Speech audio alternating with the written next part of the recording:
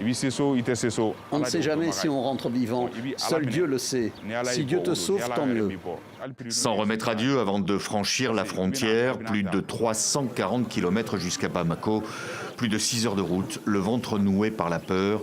Mais il faut bien gagner sa vie, nourrir sa famille. Chacun se motive comme il peut. On le fait parce qu'on aime notre pays. On ne veut pas que les Maliens manquent de carburant.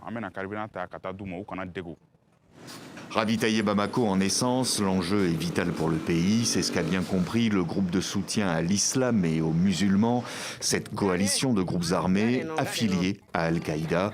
Plusieurs milliers de combattants qui bloquent toutes les routes qui mènent à la capitale malienne, provoquant pénurie de carburant, flambée des prix sur le marché noir, l'économie du pays asphyxiée. Et pour parvenir à leur fin, aucune règle, aucune limite.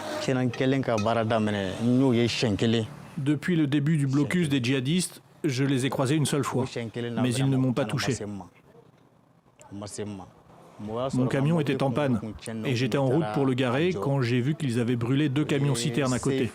Les chauffeurs étaient morts.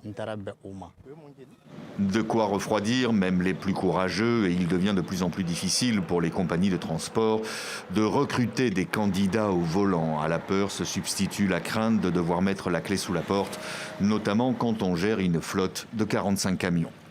Un de mes chauffeurs a même laissé son camion à Abidjan. Au moment où je lui demandais de charger de l'engrais pour le Mali, il a laissé mon camion à Abidjan. Un carburant fait de sang humain, résume le Premier ministre malien, qui salue le courage de ses chauffeurs et des militaires qui les escortent.